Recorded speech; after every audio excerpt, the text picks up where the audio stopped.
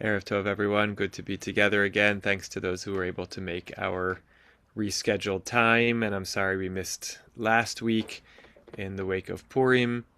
Dr. Brachi Elitzur's essay on Aharon and the Golden Calf.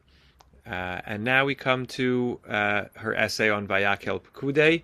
Only one essay for the double Parsha. That works perfectly fine for us because it's a double Parsha for us too.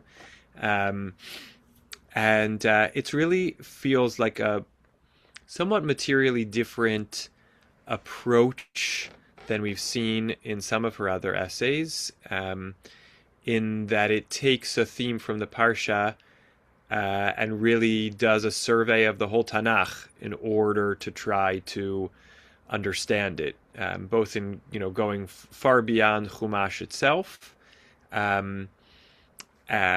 Otherwise, I would say it is similar to some of her other approaches in that she tries to kind of cluster together a series of things around a theme and analyze them, like she did with the various complaints of Bnei Israel, or sort of track the progress of an idea or a concept, through its progression in the Chumash, like, as we've had a couple of essays about the way God's presence is manifest within Bnei Israel, the signs and wonders and perceptible presence as opposed to the commanding voice. And this one I think is really fascinating. She comes from a sort of a modern question and tries to use a survey of the Tanakh to, in part, answer that modern question. It's not, I think, the natural go-to question or even set of questions that we think about when we think about Vayakhel-Pekudei. So I found the research question a fascinating one. The way she analyzes it, interesting. We're going to see a number of somewhat long excerpts of text that we'll try to zip through. It's a long essay, and we're going to try to end in under 55 minutes today. So let me share my screen. Whoops, hold on a second. That's not the share I want to do. That's it.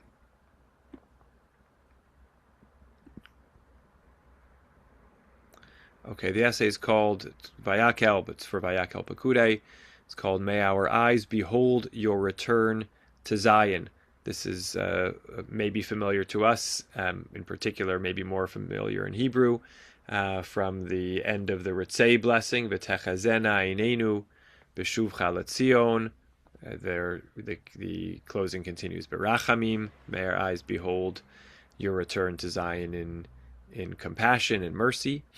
But the question, or the underlying the title, what underlies the title is the question of what is our orientation to the temple, to God's presence in contemporary times, or in the kind of progress of the story from the Torah and on, of the status of the Mishkan, the status of the temple, the status of the tabernacle, the status of a holy place for God's presence.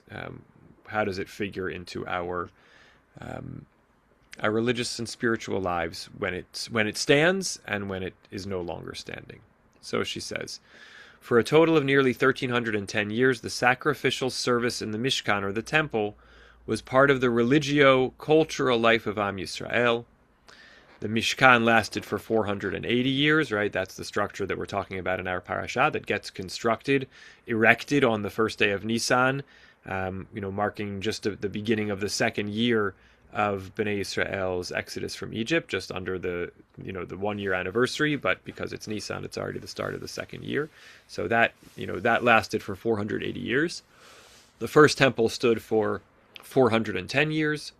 And the second temple, 420 years, right? So add all that up, and you come to 1,310.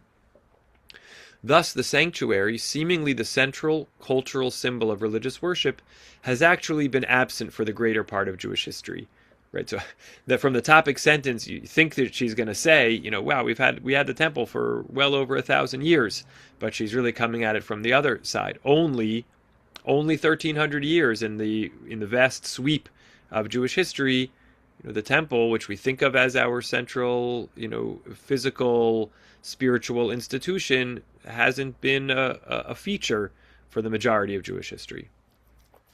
The contemporary debate over the importance of building the temple and of preparations for renewal of its order of service is familiar to the general public, mainly in the form of news items. There are attempts by temple activists to visit the site, along with the responses of those opposed to such activity. There are reports and articles about real preparations, such as the preparing of vessels so that they will be ready at a moment's notice, as soon as the signal is given to build the third temple. There are also interviews with various public figures who share their religious views concerning the importance of the temple in our time. But what was the attitude towards the temple or its absence in earlier generations? Did the longing for its rebuilding, as reflected in the traditional prayers, "Return in your mercy to your city Jerusalem and rebuild it speedily in our days," may our eyes behold your return to Zion? Did that longing express the innermost wishes of the congregations of worshippers? Or was Rabbi Yehuda Halevi's charge of hypocrisy, the one that we're about to read, actually leveled at the previous generations collectively? Okay, so far she's just told us, our familiarity with the rebuilding of the temple is, in these news stories, in these political debates, in these religious arguments. What's the history of the attitude of the Jewish people towards the temple when it stood and when it didn't stand? In particular, when it didn't stand, is our longing for its return deep and authentic, or, rote? And the opinion that it's rote is encompassed or expressed in this quote of Rabbi Yehuda Halevi in his work HaKuzari, his philosophical work, structured as a dialogue between the philosopher and the king of the Khazars, in which he writes, "If we say, worship at his holy hill, worship at his footstool, and the one who restores God's glory to Zion," right, these quotes from Tehillim, and other words, it is simply like the chattering of the starling and the nightingale. We do not realize what we are saying by these words, nor others, as you have rightly observed, O King of the Khazars. Right, so here Rabbi Yehuda Halevi seems to be saying, broadly speaking, we daven without kavana, we pray, we express these wishes, and we don't even really know what we mean by them. But from the choice of phrases that are selected here, the emphasis seems to be worshiping God in God's sacred or special place, and the God who restores God's presence to Zion. We say those things, but we're just chirping or muttering. And is that truly reflective of the attitude across the generations to the temple when it stood and when it didn't stand? In this shiur, we will try to review testimonies concerning the attitude towards the building of the Mishkan and the temple, and the divine service performed in them, among those generations in which the issue was of immediate pertinence. Right? So first we're going to see the people who had a temple. How did they relate to it? We will examine the attitude of the generations that had to decide whether or not to build a sanctuary in their days. We will examine the degree to which the sanctuary was central in the lives of those generations that merited the existence of a sanctuary in their time. Finally, we will look at testimonies describing the responses of people to the reality of the destruction. While our findings will reflect mainly the attitude towards the sanctuary during the first and second temple periods, they may serve as a basis for an understanding of why in our days too, the importance of building a temple at present time is not a matter of consensus throughout the religious Jewish spectrum in Israel and worldwide. James asks, when was the Kuzari written? Rabbi Yehuda Halevi. 12th century? I'm sure Lance will let us know shortly, but I think the Kuzari is 12th century, give or take a century. Okay. In our shiur in Parshat Tetzaveh, we noted the emphasis in the description in Parshat Vayakhel of the enthusiastic mobilization of the people to build the Mishkan, right? And here she bolds all the phrases which have the language of kol, kaf lamed, all the people, all the, materials that were brought, all the women who did particular, actions of preparation or donation. We don't need to read it through, although it is the excerpt from our Parashah right after Moshe relays the instructions for the construction of the tabernacle. We're told that people came and everyone brought all the necessary supplies. We have all theses, so to speak. Just ending off with Bnei Israel brought as a willing offering to God every man and woman whose heart prompted them to bring for all of the work which God had commanded to be done by the hand of Moshe. I got it. I Yeah, got go it. ahead, Lance. 1139 is completed 1139 to 1140 CE. That's 12th century. 12th century. Yes. Yehuda Halevi, right? Yes, yes. Yeah, Thank that's you. it. Thank you. Okay. Thank you so much. Anytime. Okay, and then the next chapter in our parsha, we have the craftspeople who actually do the construction, Betzalel and Oholiab, and every wise-hearted man to whom God had given wisdom for all manner of work. Again, the bowls, all that God had commanded, everyone whose heart stirred them, all the wise men carrying out all of the work, etc. So there's this all-encompassing, literally all-inclusive emphasis when it comes to the donations and the construction of the Mishkan. This wave of enthusiasm created a situation where at some stage it became necessary to halt the flow of contributions, and they said to Moshe, saying, the people are bringing much more than enough for the service of the work which God has commanded to do. Moshe gave the command saying, enough, no more is needed, and the people stopped bringing. It seems then that the project of the Mishkan was perceived by the nation, the generation that had left Egypt, as the ultimate form of divine worship. The aspiration for the divine presence in the midst of the camp was an existential need for this generation, which had become accustomed to a tangible, immediate form of divine guidance from the moment that their religious consciousness had awoken to the concept, right? That's a continuation of the theme of the last few essays that we had seen, in which Moshe continues to argue to God, your presence has to be there, your words are not enough, an angel is not enough, and God consents and says, okay, build me a Mishkan, and then the golden calf comes, and then God says, you know what, forget it, it's going to be an angel, and then Moshe seems to sort of say to the people, I think God might actually show God's presence if we really invest in this, and so the project of the Mishkan was laden for people with the opportunity to bring the manifest presence of God back, and so everybody was all in. And that was successful, so to speak, in the inauguration of the Mishkan, we see the divine fire, the divine presence comes down upon the Mishkan. That's how the book of Shemot ends, with the idea that the God's cloud, God's presence is there in the Mishkan. The place of the Mishkan in the life of Am Yisrael during the 40 years of wandering in the wilderness finds no direct expression in the text. And now she's going to clarify what she means by that, because of course you would say, what do you mean? The Mishkan is everywhere in the text, but she'll explain. The Mishkan is mentioned as the place where the Kohanim and Levim perform their service, right? It's referenced a number of throughout the book of Bamidbar that way, and there's a description of the manner in which the Mishkan is carried on the journey, also in Bamidbar. However, there is no narrative that has as its core any tension relating to the status of the Mishkan or those chosen to serve in it. On the contrary, from a story describing an episode from this time, we may deduce that being chosen to serve in the Mishkan was not perceived as any particular indication of superiority. Moshe's rebuke of Korach, pointing out that he merited to serve God in the Mishkan, in no way eases Korach's sense of discrimination. Apparently, he doesn't regard this status as reflecting any sort of advantage. Right? Moshe says to him, is it a small thing for you that the God of Israel has chosen you from the congregation of Israel to bring you closer to God, to perform the service of God's Mishkan, and to stand before the congregation to serve them?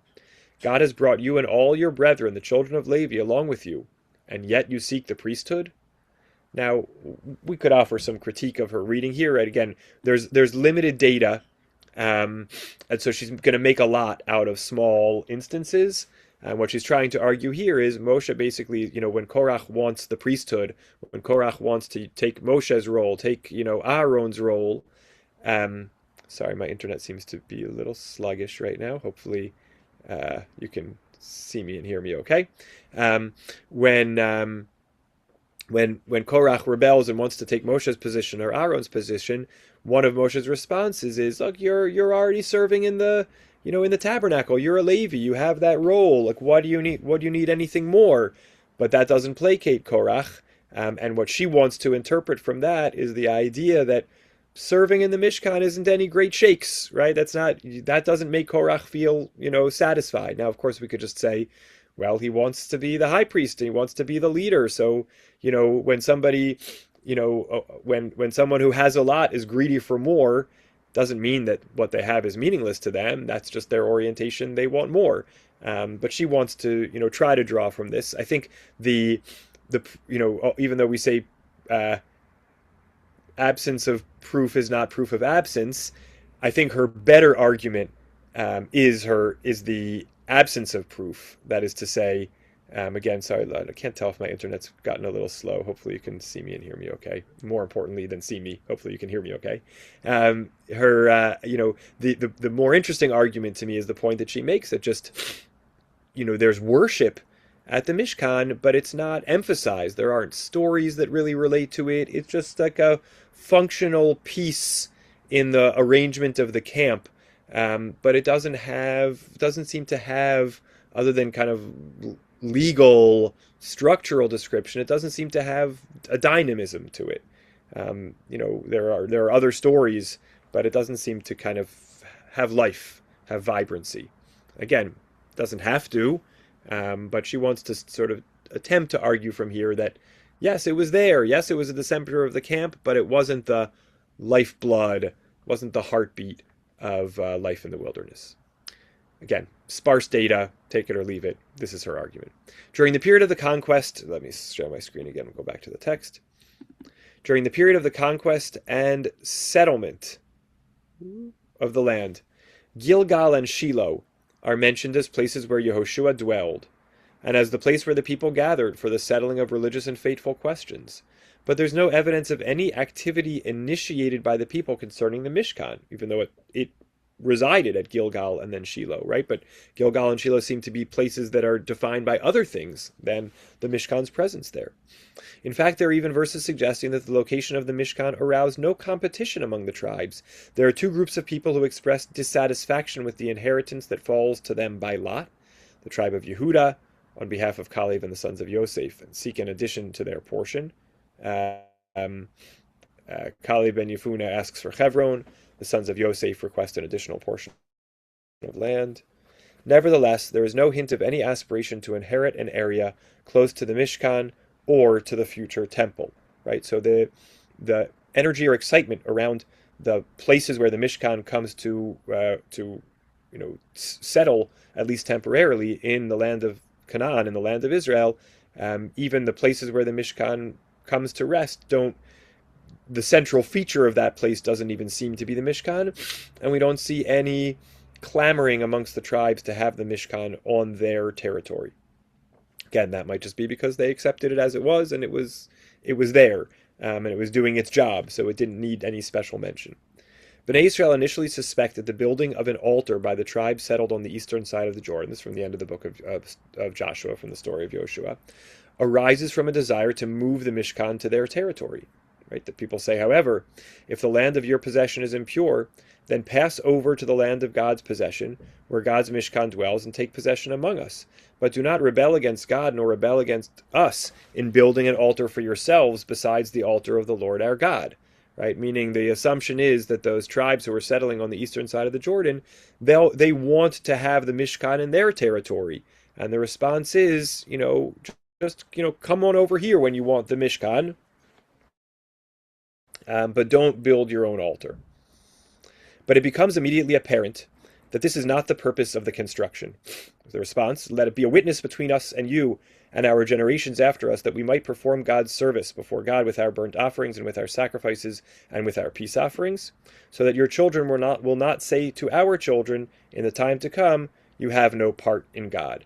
Right? They want to actually set up their own thing on the other side of the Jordan. And so there's not a strong bond to the Mishkan that might have initially appeared from this story. Again, she's relating to stories without giving the full context and the full depth. We don't have time to go into them fully, but you could reopen this essay and go back and look at the stories in their full context. The marginal place of the Mishkan in Shiloh during the period of Judges, right? So we've gone from the wilderness stories of the Mishkan to entering the land, the book of Joshua. Now we're in the book of Judges, Shoftim, is indicated by a verse formulated in a surprising way, which describes an ancient custom in Shiloh. It's from Shoftim 21. Then they said, "Behold, there is a feast of the Lord every year in Shiloh, which is to the north of Beit El, on the east side of the highway that goes up from Beit El to Shechem, and to the south of Livonah." The need for the extensive detail in describing the location of Shiloh, seemingly the city most central to the tribes of Israel, reveals its less than central status. This proof joins the absence of any mention of Shiloh as the place of the nation's worship during the period of the Judges. Mount Ephraim, where the city of Shiloh is located, is mentioned in the context of religious worship, but not the worship of the Mishkan. It's mentioned instead in connection with the attractive idol that belongs to Micha, Pesel Micha, and which is stolen later on by people from the tribe of Dan. The only mass prayer gathering mentioned in Sefer Shoftim in the context of the story of the Pilegesh Bagivah, the concubine in Givah, takes place in Beit El, and the text takes pains to note that the Ark of God is located there. Bnei Yisrael arose and went up to the house of God. They asked of God, and Bnei Yisrael said, "Who shall go up first to war against the children of Binyamin?" And all of Bnei Yisrael, the people, went up and came up to Beit El, and wept and sat there before God, fasted on that day until evening, and offered burnt offerings and peace offerings before God. Bnei Yisrael asked of God, for the Ark of God's covenant was there in those days. Right? So we have kind of this notion that people don't even seem to know where Shiloh is. They needed extensive directions. How do you get to Shiloh? It's like who would need directions to get to Yerushalayim? Who would need directions to get to New York City?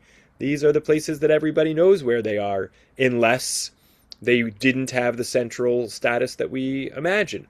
And the other examples that she adduces here, attempting to show us that in the book of Judges, the place where the Mishkan was didn't seem to hold a prime importance for Bnei Israel.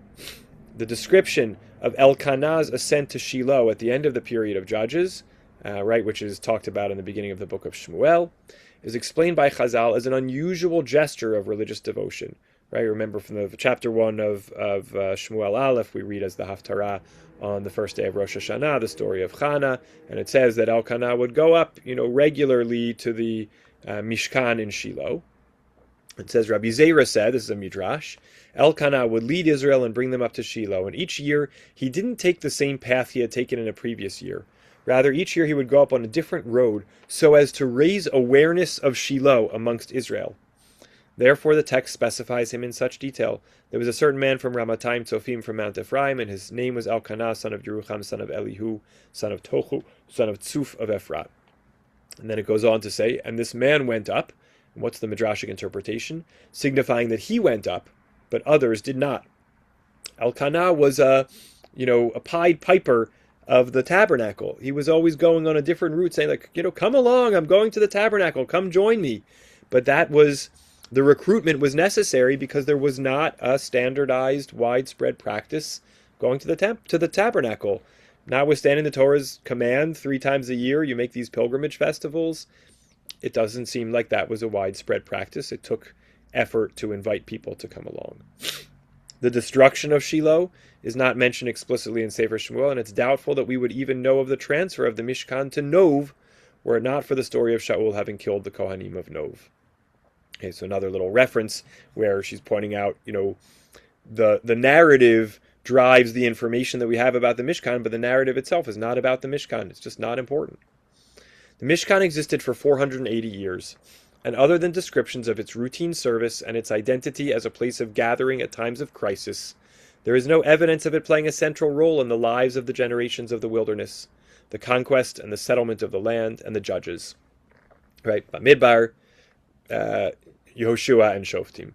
In fact, the accounts of acts of religious worship outside the framework of the Mishkan lend further support to the impression of a weakening of the connection to the Mishkan and a preference for alternative forms of worship. Now, again, we could always say, there's a classic debate sometimes when the Rambam doesn't count something as a mitzvah, and Some of the commentaries will say, oh, he didn't think it was important. Some people will say, oh, it was so important he didn't even need to count it as a mitzvah. It's a fundamental principle. It doesn't even need to be counted, right? So we could say the Mishkan is in the backdrop of everything. It doesn't need its own stories, its own emphasis. It's just there, at the core of the Jewish people. Or you could try to make an argument like she's making. It doesn't seem to get any special mention. It must not have been so significant of a feature in Jewish life. So again, sitting with the two possible interpretations, but going along with the interesting argument she's inviting us to consider. The first stirrings towards the building of the temple and preparations in anticipation of it are found in the time of David. One of his first actions is to conquer Jerusalem from the hands of the Yevusim, followed immediately by a festive public ceremony in which the Ark of God is brought up to David's house in Jerusalem, and David raises the issue of building a temple with Natan the prophet. Right, we see the excerpts here, the references here, Shmuel Bet, chapter 5, chapter 6, chapter 7. Natan's answer, that it is David's son who will build the temple, in no way dampens David's enthusiasm, and he continues with his preparations, eventually purchasing the threshing floor of Aravna, the Yevusi, and building an altar there. Shlomo's temple building endeavor is central to the religious and economic reality of all sectors of the nation, right? This becomes a nationwide project, very evocative of the way we saw the Mishkan being. Everybody participated. There's a universal tax, as well as days of labor, which contributed to the construction. When the building is complete, the entire nation takes part in the 14 festive days of inauguration, compared to 8 for the Mishkan, right? Where they hear the purpose of the temple and the dates when they are to gather there. Does this intensive partnership in the project create a strong connection on the part of the people to the divine service in the temple? The answer to this question is rather complex, for there is no doubt that the long years of construction planted the seeds of the rebellion that erupted under Yeravam, son of Shlomo, and the laborers of the house of Yosef in Shlomo's kingdom.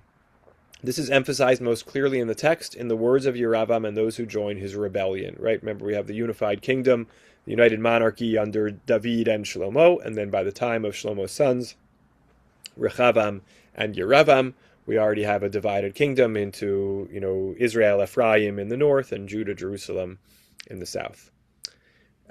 This was the reason, now we're reading from Melachim Aleph, chapter 11 and 12. This was the reason why Yeravam lifted his hand against the king. Shlomo had built the Milo and had repaired the breaches of the city of David his father, and the man Yeravam was a mighty warrior, and Shlomo, seeing that the young man was industrious, had made him ruler over all of the labor of the house of Yosef. Then they sent and called him, and Yeravam and all the congregation of Israel came, and spoke to Rechavam, saying, Your father made our yoke heavy.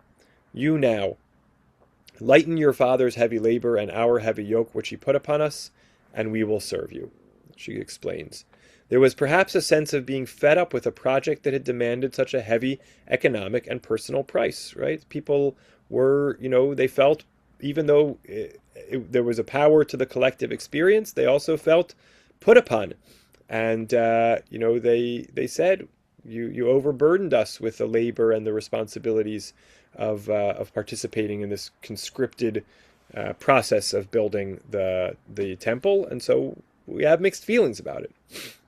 On the other hand, we see that Yeravam's first move following the splitting of the kingdom is to build the 2 golden calves in Dan and in Beit El, establishing a form of worship that is alternative to the temple. These actions reflect Yeravam's fear that temple loyalists, even if they supported his reign, would eventually drift back to Jerusalem because of their connection with that central place of worship. In other words, she's a little bit flipping what we might interpret. She's saying, what does it mean that he built his own temple in the north? You could say it means, well, he clearly didn't care about the temple, but she's sort of saying the opposite. It's that he knew that people did still feel attached to the temple, and that if he didn't build an alternative, they would just they wouldn't develop their identity as northerners. They would just continue to go back to Judah and Jerusalem and see that as the religious center. So the construction of an alternative temple was a response, a reaction to the perceived powerful hold that the temple did have. Again, this is her interpretation. So on the one hand, people may have had some resentment or frustration at being conscripted into this project of the temple. On the other hand, it held sway, so much so that when the kingdom split, Yeravam needed to build an alternative in order to try to separate people from the temple. The first temple period, okay, now it's constructed, and we have the 400 years that follow. The first temple period was characterized by a strong connection to the temple. Kings of Yehuda are described as investing in renovations of the temple and in cleansing it. There is also a king whose religious desire exceeds the bounds of his prescribed authority, and he is punished for assuming the role of offering the incense, which is reserved for Kohanim alone. The pilgrims of the first temple period are described as punctiliously observing the laws of the temple service, and as believing that the temple would protect them from the nefarious plans of their enemies. Notably, though, the testimonies regarding the depth of this connection are actually attributed to those who were opposed to it, viewing it as a hindrance to the repairing of moral injustices that characterize those who devoted themselves to the temple service. Right. So on the one hand, we see the kings invested in the welfare of the temple. We see people, eager to serve and do worship in the temple. We see the ongoing presence of pilgrims coming regularly to the temple and caring a lot about the details of the temple service. We see a sense that the temple was the kind of religious protection of the people, but that sense is expressed to us through the mouths of those who are criticizing the people and saying, oh, you just think the temple will protect you and you don't have to do the right thing. As she says, the prophets of the first temple period, and especially Yeshayahu, Micha, and Yirmiyahu, those of us who've joined together for the study of Yeshayahu and Yirmiyahu already, we've seen this, time and again, especially Yirmiyahu, describe the distortion in the people's view of the hierarchy of observance of religious commandments. Yeshayahu chapter 1. What do I need the multitude of your sacrifices for? When you come to appear me, who asked you to appear before me? Who asked you to trample my courts? Right? My soul hates your new moons and your appointed festivals. When you spread your hands, I'll hide my eyes from you, etc., etc. Instead, cease doing evil, learn to do good, seek judgment, relieve the oppressed, judge the fatherless, plead for the widow. In other words, you're great about temple service, but you're morally corrupt. You're morally, lacking. And for Micha, hear now, I pray you, heads of the house of Yaakov and rulers of the house of Israel, who abhor justice and pervert all uprightness, who build up Zion with blood, right? And yet rely upon God, saying, is God not in our midst? No evil can come upon us. That's not going to help you. Zion will be plowed like a field because of you, etc. So again, people who put their faith in the temple and think that that can protect them even when they do wrong. And then I think the most classic, powerful example of this, Yirmiyahu chapter 7. Don't put your trust in lying words, saying, Heichal Hashem, Heichal Hashem, Heichal Hashem. The temple of the Lord, the temple of the Lord, the temple of the Lord are these. You put your trust in lying words that cannot profit. Do you think you can steal, murder, and commit adultery, and swear falsely, and burn incense to Baal, etc., etc., and then come stand before me in this house and say we are saved? Has this house become a den of robbers in your eyes? Behold, I myself have seen it, says the Lord. Right? The people do all kinds of horrible things, and then they just show up at the temple and say, we're here to do the temple service. That's going to guarantee our well-being. According to the prophets, prioritizing the temple service over social justice is what will condemn the people to a fate of destruction and exile. The only period thus far in which we see that the people had demonstrated keen interest and a strong desire to visit God's house and to participate in its service was the period leading up to its destruction. The total devotion to the temple was the undoing of the temple worshippers, since it represented a distortion of the judgment of the kingdom's citizens with regard to God's will. They thought all God wanted was their sacrifices. Really, God wanted them to protect the needy and the oppressed and the vulnerable, and to observe the commandments. It therefore comes as no surprise. Okay, now we're bridging on to the inter-temple period and eventually the second temple. Therefore comes as no surprise that the returnees from the Babylonian exile, whose elders still remembered the first temple and the rebuke of the prophets, display a certain degree of apathy regarding the matter of rebuilding the temple. Meaning now they come back and they have a chance to rebuild, but not everybody's so excited about it. It's only the urging and threats of punishment by the prophet Haggai that lead to a renewed effort to rebuild. The word of the Lord came by Haggai the prophet. This is Haggai chapter 1, saying, is it time for you yourselves to dwell in your well-covered houses, while this house lies waste? Right? You've sown much but brought in little. You clothe yourself but no one is warm. Instead, consider your ways, go up to the mountain, bring wood, build the house, I will take pleasure in it. because of my house that lies waste, right? While you run each to his own house. That's why I'm so upset. That's why the heavens are not giving dew and there's a drought, etc., etc. The enthusiasm of the contributors to the Mishkan as recorded in Parshat Vayakhel and the dedication of Shlomo's kingdom to the building of the first temple belong to the past, meaning the first 2 times around, the tabernacle and the temple, we saw people excited to participate in its construction. Second temple, not so simple. The bitter memory of the first temple and the absence of any memories of the Mishkan or any other sanctuary which might have mitigated their impressions leave Jerusalem a waste and the temple desolate. So that when Nehemiah comes back from exile, he can report, I came to Jerusalem, I was there for 3 days, I arose in the night, I told no one what God had put into my heart to do in Jerusalem. I went out by night by the valley gate, before the dragon's well to the dung gate, and viewed the walls of Jerusalem which were broken down, and its gates which had been destroyed by fire. I went on to the fountain gate, the king's pool. I went up in the night by Wadi and viewed the wall, and turned back. And I returned and said to them, you see the distress that we are in, how Jerusalem lies waste. Its gates are burned with fire. Come and let us build up the wall of Jerusalem, so that we will no longer suffer insult. The temple coffers are empty, and the contributions and tithes that are supposed to support those performing the temple service do not reach their destination, as we conclude from the stipulations in Nehemiah's covenant. We lay ordinances upon ourselves to charge ourselves yearly with 1/3 part of the shekel for the service of the house of our God, for all these other things, sin offerings, etc., all the work of the house of our God. We've cast lots for the wood offering, to bring it in, to burn it upon the altar, to bring the first fruits, etc., the firstlings of all kinds, the tithes, Kohen, etc., etc. For the children of Israel and the children of Levi shall bring the heave offering of the corn, the wine, and the oil. Sorry, I'm skimming here, but you get the idea. And we will not forsake the house of our God. Right there, he's levying various kinds of obligations and responsibilities upon the people because they don't seem to be willingly coming forth to provide what is needed for the reconstruction and the ongoing, resourcing of the temple service. Here we find, in all its glory, the endeavor on the part of the leaders at the time of the Second Temple to mold the revived memory of the temple service and its place in religious consciousness. The chapters of Sefer Divrei Hayamim, Chronicles, that are devoted to the temple, extol the importance of Jerusalem and praise those who perform its service.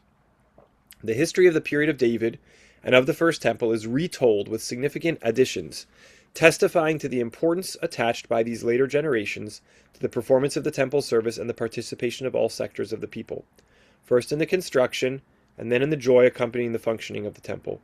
We shall look at just 3 examples, representing a sample of the approach characterizing Divrei Hayamim as a whole, right? So now we're going to somehow see that there's I don't know if we call it a revisionist history, an alternative history, by the Divrei Hayamim authors, which take us back to the First Temple and build up the excitement about it and the participation of it in a way that goes beyond the way the story is originally told, and maybe that reflects something about the author's feeling about it, more than the real-time, narrator's experience.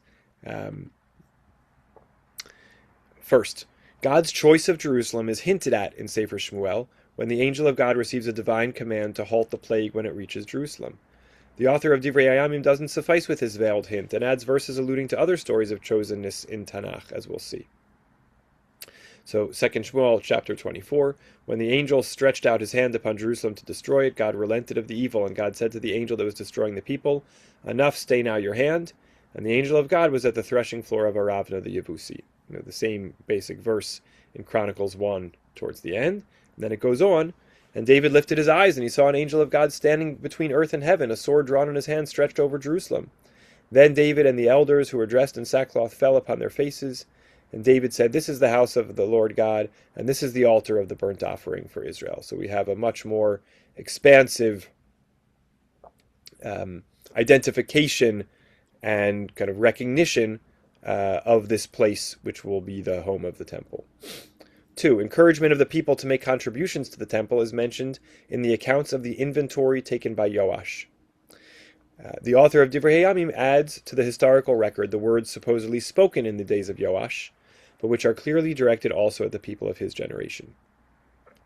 So, in the real-time Kings, Yehoash said to the Kohanim, all the money of the dedicated things which is brought to the house of the Lord in current money and the money of persons by assessment of every man, all the money that any man is prompted to bring by his heart to bring into the house of the Lord, let the Kohanim take it to repair the house, etc. And Divrei Yamim, he gathered the Kohanim and Levim and said to them, go out to the cities of Yehuda and collect money from all of Israel to repair the house of your God from year to year, and make haste in the matter. Right? So there's much more proactive and expected participation on the part of everybody, as opposed to just whoever wants to participate. 3. The author of Divrei Yamim also elaborates on Hiram, the king of Tyre in the north, his response to Shlomo's request in a manner meant to indicate universal recognition of the importance of the temple. Right. So when Shlomo sends word to Hiram to ask for cedars of Lebanon, etc., for the construction of the temple. In Malachim, in Kings, in the real-time account, it says, when it had happened, when Hiram heard the words of Shlomo, he rejoiced greatly and said, blessed is the Lord this day, who has given to David a wise son over this great people. In Divrei Yamim, Huram, slight variation, king of Tzur, answered in writing and sent to Shlomo, out of the Lord's love for his people, God has made you king over them. Blessed is the Lord God of Israel, made the heavens and the earth, who has given King David a wise son, endowed with prudence and understanding, so as to build a house unto God and a royal house for himself. Again, these are expansions which give you a sense of the greater passion, maybe, for the temple of the authors of Divrei Hayamim. The degree of success attained by the leaders of the return to Zion is evidenced by the glorious period of the Second Temple, when the temple was at the focus of life for the Pharisees, and the Kohen Gadol served as the head of a de facto Judean autonomy. Exceptional figures, such as the Kohen Gadol Shimon HaTzadik, left their mark in the form of Talmudic legends describing their nobility and stature. Now, we can always suggest the literature of the Second Temple period, maybe, and the rabbinic imagination of it, because it was closer in time, maybe is more expansive. But she really wants to just argue, the texts that we have much more energy and excitement, and that shows that this last period was a period of reconnection. However, this golden period too came to an end when forces with extraneous motives seized control over the order of the service in the temple. Thus, the connection between Pharisee Judaism and the temple with its service was once again weakened. Nevertheless, the profound mourning over the destruction is extensively documented in many places in rabbinical literature. One of the most powerful traditions in this context is the description of how some of the sages of that period felt unable to continue living their everyday lives in view of the agonizing memory of a temple service that was no more. From the Tosefta, when the Second Temple was destroyed, ascetics proliferated amongst Israel, who would not eat meat and not drink wine.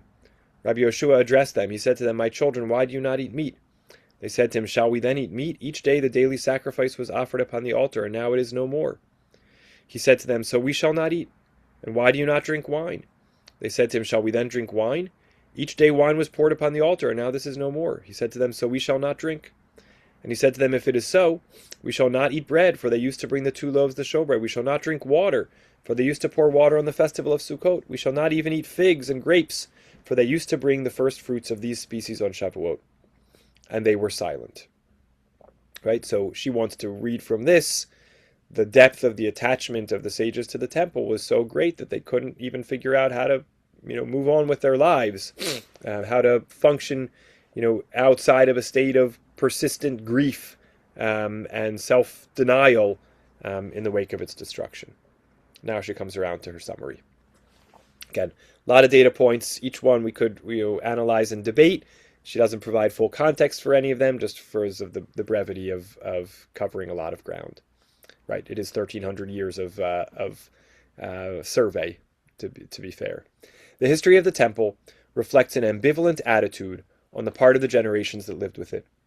On the one hand, the temple offered a tangible means of divine service, which sat well with the forms of religious worship of the surrounding nations at the time of the Mishkan and during the First and Second Temple periods. On the other hand, the temple service does not allow for religious release and giving oneself over to religious ecstasy. You might recall she framed this in the kind of flip direction previously when she was talking about the dangers of the temple service, and why do we need structure? What are the pros and cons of the structures? She related to this point also. The temple service involves rigid, detailed laws which, if not meticulously obeyed, lead to the descent of God's fire to consume the sinners, right? The death of Nadav and Avihu as a prime example. Even those who are careful in their obedience to all the rules of the service will not thereby become better servants of God unless they take care at the same time to nurture their moral qualities and treat their immediate and more distant environment in accordance with religious rules which are no less important than the temple service itself.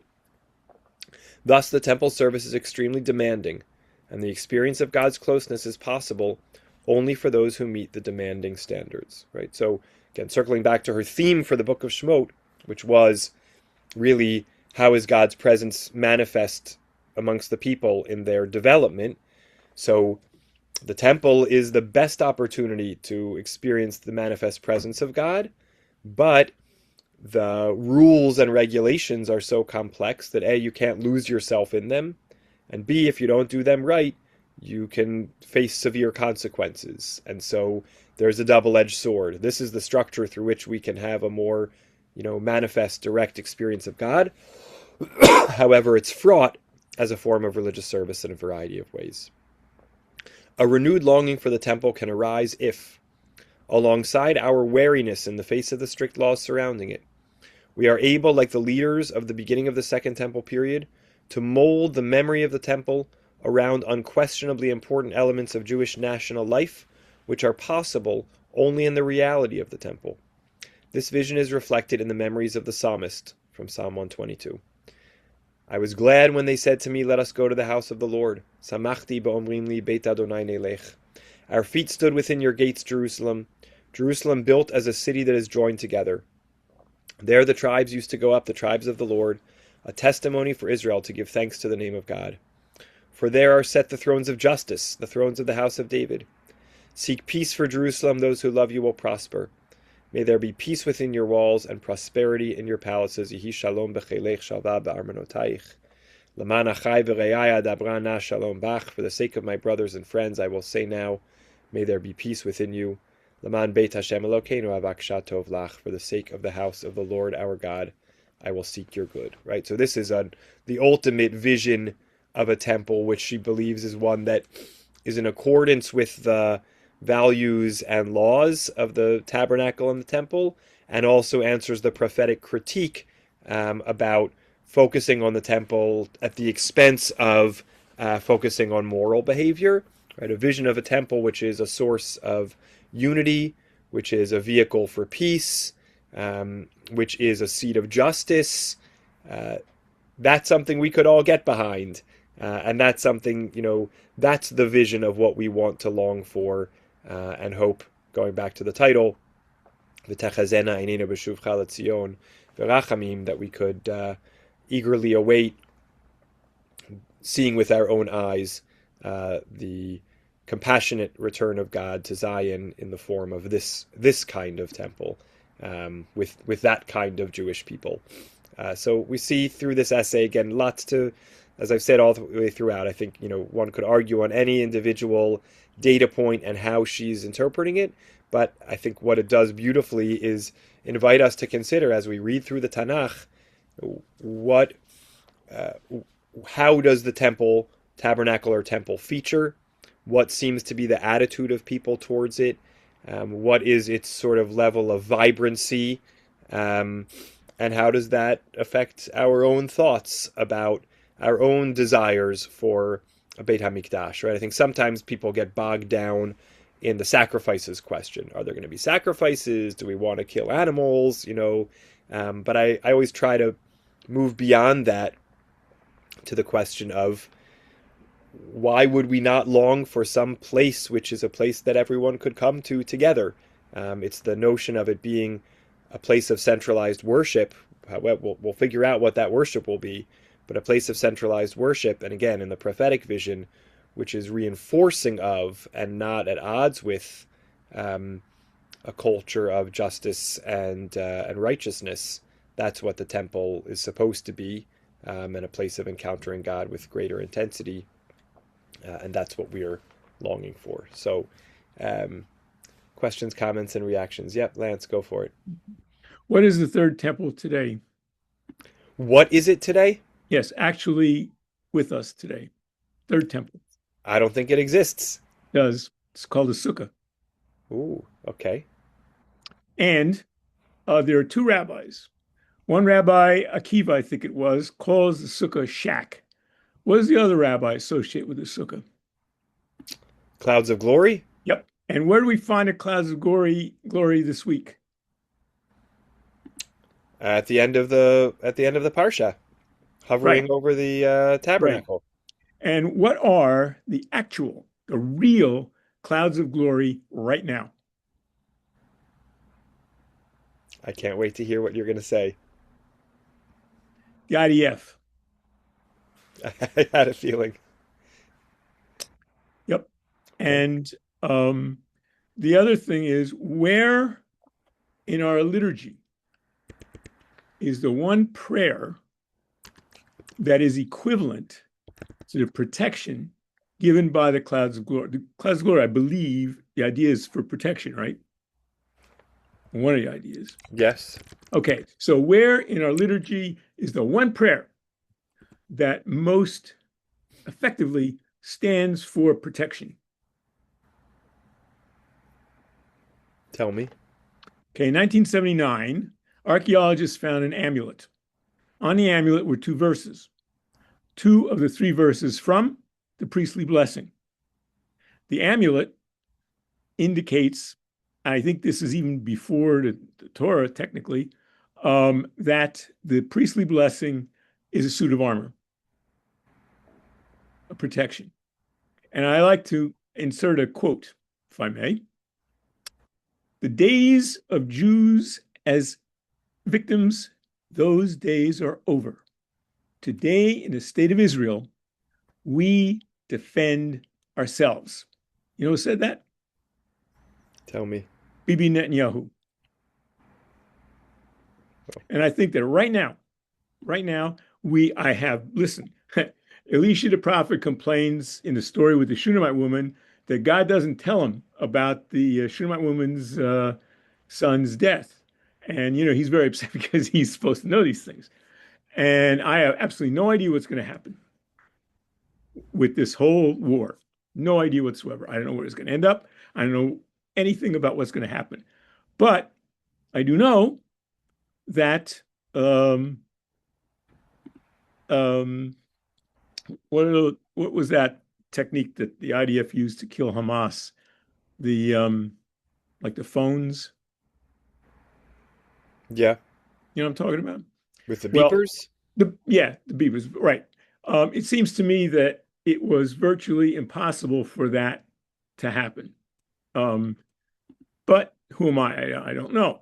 However, today we're seeing things like the death of the Ayatollah Khomeini that would seem to be extremely difficult to pull off. Plus, we're seeing many other things, but we're also seeing some negative things like the Strait of Hormuz. And my grandson, Evan, who is scheduled to join the IDF in May, is living in Renana, and he is going up and down from the safe house to his apartment. Yes. And the last day or so has been very difficult Of course. because sirens going off. And that there are plenty all over Israel. People are really, really being plagued by these sirens. So it's a very complex situation. And as I said, I have no idea where it's going to end up. But I do think that there are clouds of glory. There is a third sukkah. There is a third temple. And I think that many of the things that have happened with the state of Israel, a lot of things that were accomplished by the IDF are very hard to justify rationally and legally and evident, and so not legally, but scientifically, let's say. That's my take. Beautiful. Thank you. Thank you. Any other thoughts or comments before we wrap up? All right. Thanks, everybody. We have completed with this essay and this Shabbat. We complete the book of Shemot. Hope you enjoyed our learning with through the book with Dr. Brachi Elitzur. I think a different take, fresh voice, and for me, I appreciated her thematic approach, and kind of really trying to hold the whole book, through some of the frameworks that she offered us. And we'll be continuing into the book of Vayikra with Rabbi Shmuel Golden's book. I think it's called Unlocking the Mysteries of the Parsha. He has usually 3 essays structured in a very didactic kind of way: questions, answers, takeaways, and they're nice length for our learning. So we'll try to choose one each week, and send them out ahead of time, and we'll look forward to that. I'm just going to check my calendar for next Monday night. Not that that always means I get it right, but um, so far looking good. Hope we'll be able to learn Monday the 16th. Tati James, yes? Just reflecting on what she was saying, would she also say that the Israelites' closeness to God was plagued by complaints and admonitions, and that also wasn't like a fully positive experience that Mm, we should, be longing for? right. That's an interesting corollary. Yeah, yeah. Better question than answer. I don't know. We have to ask her. I think that's an interesting thought. Interesting. Um, I mean, that's basically what she's saying with the temple, right? That right. even while the temple stood, it wasn't always appreciated Yep. or a great focus for the religious Yeah. expression of the Jewish people. Yeah. Yeah. Yeah. I think it might. It's fair to interpret that, you know, that being true about the relationship of the Jewish people with God. Also, I think it's a fair reading through her lens. Um, yeah. Sure. Uh, All right. Great, everybody. Wonderful to learn Thank you. together. Thank you for continuing to join, and hope to see you next Monday night, if not before. Shabbat shalom to all. Love to mom and dad. Have a great night. Thank you.